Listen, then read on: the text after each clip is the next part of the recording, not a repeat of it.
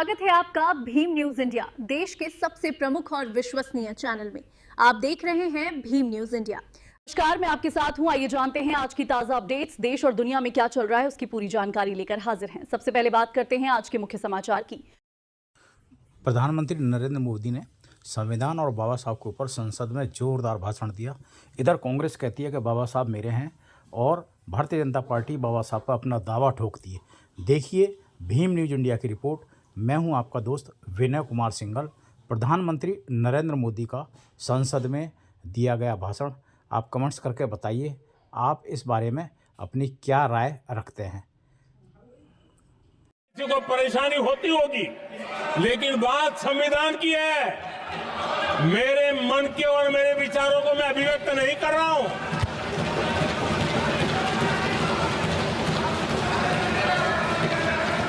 आदरणीय सभापति जी, कांग्रेस ने निरंतर संविधान की अवमानना की, संविधान के महत्व को कम किया। कांग्रेस इसके अनेक उदाहरणों से भरा पड़ा हुआ है। संविधान के साथ धोखेबाजी कैसे करते? आप देख रहे हैं भीम न्यूज इंडिया। मैं हूं आपका दोस्त विनय कुमार सिंह। लोगों को मालूम होगा 370 की तो पता है सबको, 35A का पता बहुत कम है। संसद में आए बिना, जबकि संसद में आना पड़ता, संसद को ही अस्वीकार कर दिया गया। भारत के संविधान का अगर कोई पहला पुत्र है तो ये संसद है, उसको भी उन्होंने गला घोटने का काम किया। 35A जो संसद में लाए बिना उन्होंने देश पर थोप दिया, और अगर 35A न होता तो जम्मू कश्मीर में जो हालत पैदा हुई वो हालत पैदा न हुई होती। राष्ट्रपति के आदेश पर ये काम किया गया और देश की संसद को अंधेरे में रखा गया। आदरणीय सभापति, ये संसद का अधिकार था, कोई अपनी मनमानी से नहीं कर सकता था, लेकिन उनके पास बहुमत था, कर सकते थे, लेकिन वो नहीं किया क्योंकि पेट में पाप था। देश की जनता से छुपाना चाहते थे। आदरणीय सभापति जी, इतना ही नहीं, बाबा साहब आंबेडकर जिनके प्रति आज सम्मान का भाव सब कोई अनुभव कर रहा है, और हम लोगों के लिए तो बहुत विशेष है, क्योंकि हम लोगों के लिए तो जीवन में बहुत बड़ी जो कुछ भी रास्ते मिले ना वहीं से मिले हैं। आदरणीय सभापति जी, बाबा साहब आंबेडकर, इनके प्रति भी इनके मन में कितनी कटुता भरी थी, कितना द्वेष भरा था, मैं आज उसके डिटेल में जाना नहीं चाहता हूं। लेकिन जब अटल जी की सरकार थी तब बाबा साहब आंबेडकर, उनका जो महापरिनिर्वाण भूमि है, वहां पर अलीपुर रोड पर अटल जी की सरकार में बाबा साहब आंबेडकर जी के स्मृति में एक स्मारक बनाना तय हुआ। अटल जी के समय ये नहीं हुआ। दुर्भाग्य देखिए, 10 वर्ष यूपीए की सरकार रही, उसने इस काम को नहीं किया, न होने दिया। बाबा साहब आंबेडकर का जब हमारी सरकार आई, बाबा साहब आंबेडकर के प्रति हमारा श्रद्धा होने के कारण हमने अलीपुर रोड पर बाबा साहब मेमोरियल बनाया और उसका काम किया।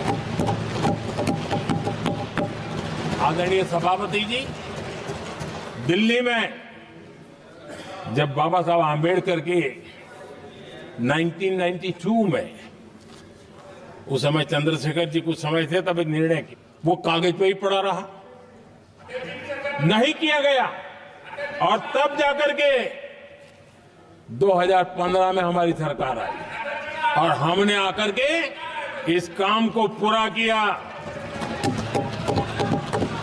बाबा साहब को भारत रत्न देने का काम भी जब कांग्रेस सत्ता से बाहर गई तब संभव हुआ। इतना ही नहीं, आदरणीय सभापति जी, बाबा साहब आंबेडकर के 125 साल तो हमने पूरी दुनिया में बनाए थे, विश्व के 120 देशों में बनाने का काम किया था। लेकिन जब बाबा साहब आंबेडकर की शताब्दी थी तब अकेली बीजेपी की सरकार थी मध्य प्रदेश में। सुंदरलाल जी पटवा हमारे मुख्यमंत्री जी थे और महू में जहां बाबा साहब आंबेडकर जी का जन्म हुआ था उसको एक स्मारक के रूप में पुनर्निर्माण करने का काम सुंदरलाल पटवा जी जब मुख्यमंत्री थे तब मध्य प्रदेश में हुआ था। शताब्दी के समय भी उनके साथ यही किया गया था। आदरणीय सभापति जी,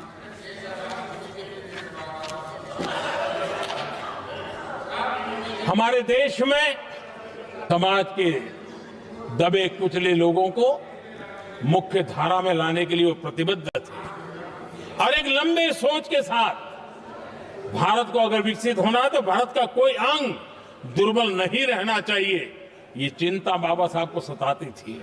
और तब जाकर के हमारे देश में आरक्षण की व्यवस्था बनी। लेकिन वोट बैंक की राजनीति में छुपे हुए लोगों ने, डूबे हुए लोगों ने धर्म के आधार पर तुष्टीकरण के नाम पर आरक्षण के अंदर कुछ न कुछ नुक्सेदेनी करने का प्रयास किया और इसका सबसे बड़ा नुकसान एससी, एसटी और ओबीसी समाज को हुआ है।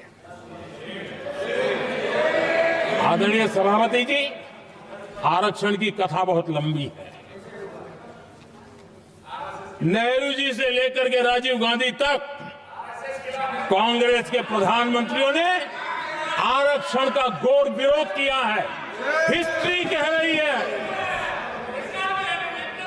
आरक्षण के विरोध में लंबी लंबी चिट्ठियां स्वयं नेहरू जी ने लिखी है, मुख्यमंत्रियों को लिखी है।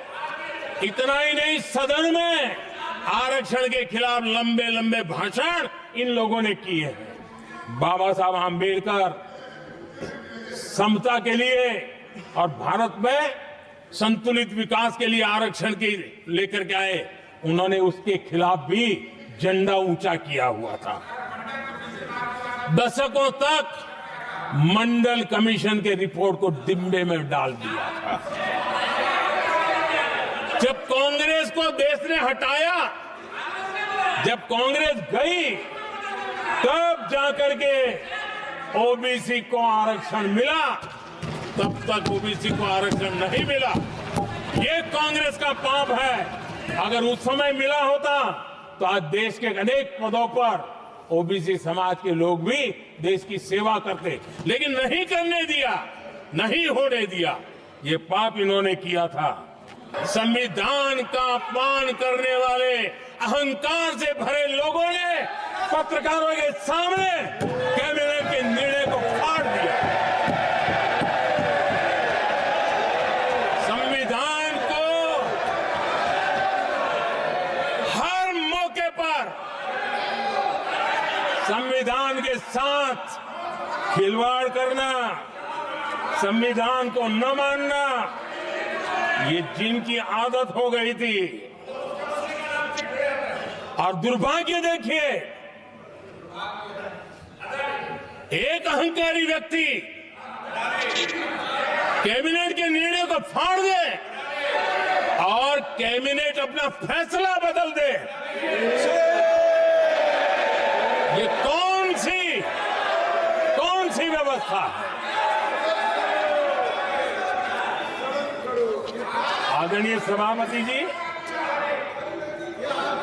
मैं जो कुछ भी कह रहा हूं वो संविधान के साथ क्या हुआ उसी की बात कर रहा हूं। उस समय करने वाले पात्रों को लेकर किसी को परेशानी होती होगी, लेकिन बात संविधान की है। मेरे मन के और मेरे विचारों को मैं अभिव्यक्त नहीं कर रहा हूं।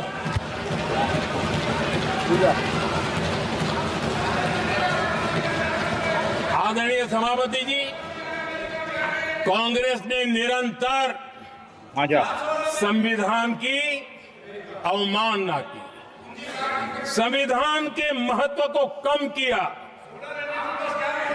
कांग्रेस इसके अनेक उदाहरणों से भरा पड़ा हुआ है। आप देख रहे हैं भीम न्यूज़ इंडिया। यदि आपको हमारे द्वारा दिखाई गई खबरें पसंद है तो प्लीज़ हमारे चैनल को यूट्यूब पर सब्सक्राइब कीजिए, लाइक कीजिए, शेयर कीजिए, कमेंट्स कीजिए। आने वाले नोटिफिकेशन के लिए बेल आइकन का बटन दबाना ना भूलें। भीम न्यूज़ इंडिया के फेसबुक पेज, ट्विटर यानी एक्स और टेलीग्राम पर भी फॉलो कर सकते हैं। बने रहिए हमारे साथ, देखते रहिए आपका अपना लोकप्रिय चैनल भीम न्यूज़ इंडिया। आपका बहुत बहुत धन्यवाद।